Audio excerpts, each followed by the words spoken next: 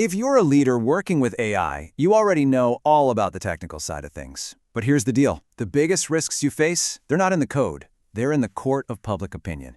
So today, we're breaking down the leadership playbook for AI, how you can build trust, engage the right people, and lead with real accountability. I think this quote just gets right to the heart of it.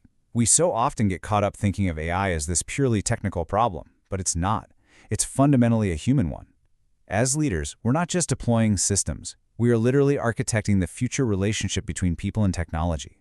And that's a huge responsibility, but it's also an incredible opportunity. Okay, so here's our game plan. First, we're going to tackle the new leadership mandate, why this is absolutely non-negotiable. Then, we'll figure out who actually needs to be in the room with you.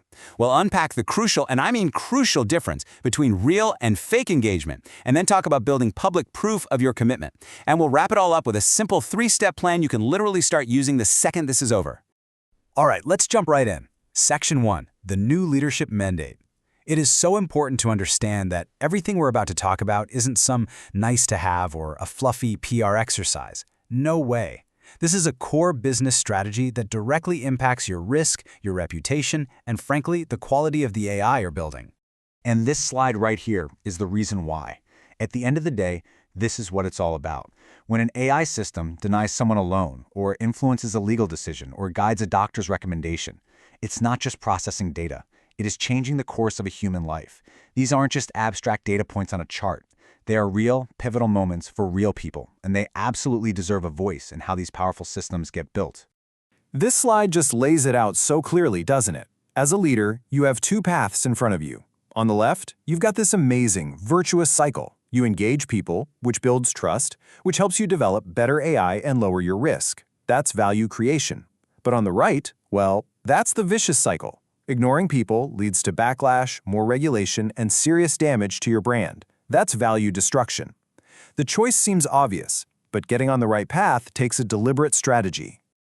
Okay, so if we all agree that engagement is a must, the next logical question is, who exactly are we engaging with? And that brings us to Section 2. Identifying your stakeholders sounds pretty straightforward, but the web of people impacted by AI is almost always wider and way more complex than we first assume. Let's break it down. So let's just pause here for a second. I want you to really think about your own organization. Who really has a stake in the AI that you're building or deploying? And I want to challenge you to think beyond the obvious answers, because I promise you, that list is almost always longer than you expect. This list is a fantastic starting point. Of course, you've got the people who are directly affected by your AI, but then you also have community groups who are worried about things like fairness and bias. You've got your own employees who might be wondering about their jobs, your customers worried about their privacy, and of course, regulators who are looking at systemic risk. Every single one of these groups has legitimate concerns and unique insights that can actually make your AI better.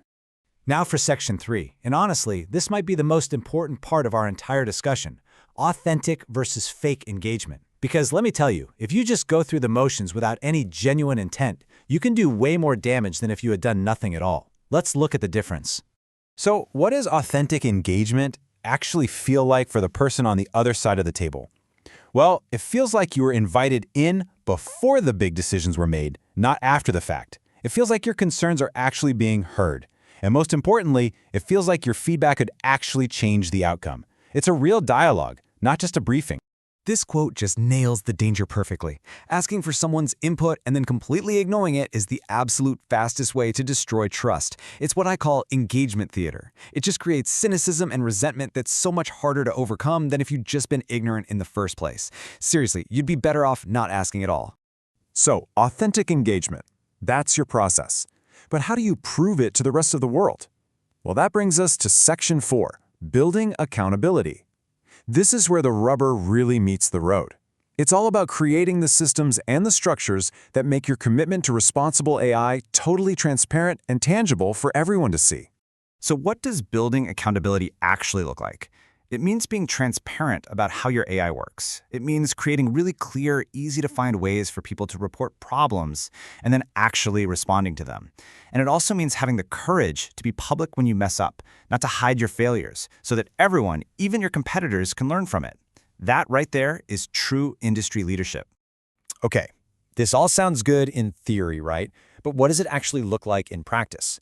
Let's check out some of the concrete things that leading companies are doing to build this kind of accountability right now. Here are some real, tangible examples. Publishing a report on your AI principles, that creates transparency. Creating an independent oversight board, that introduces an outside challenge to your thinking. Releasing an impact assessment shows you've actually done your homework on potential harms. And funding an external audit proves you're willing to be held to a really high standard. These aren't just documents, they are structural commitments to doing the right thing. Okay, we have covered a ton of ground: the why, the who, and the how.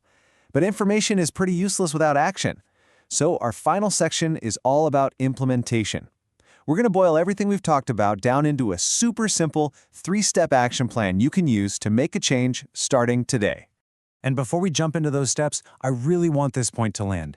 The goal of this entire explainer isn't just for you to absorb a bunch of information. It's to help you develop your judgment, the ability to see these complex situations, to weigh the trade-offs, and to make wise decisions even when things are uncertain. That is the thing that separates true visionary leaders from tactical managers. Okay, here is your plan. Step 1, the core insight. Out of everything we talked about, what was the single most important idea that stood out to you? Just one. Step 2, application. Where, right now, can you apply that one idea? Name the project, the meeting, the decision. And step 3, implementation. What is the very first physical action you are going to take? Who do you need to email? What meeting do you need to schedule? I want you to write it down right now. Make it real. And I'll leave you with this final question to think about. Your personal judgment is the starting point, but real transformation is about culture. So who else in your organization needs to understand this? What conversation are you going to start tomorrow? Answering that question, that's the most important leadership work you can possibly do. Thanks for your time.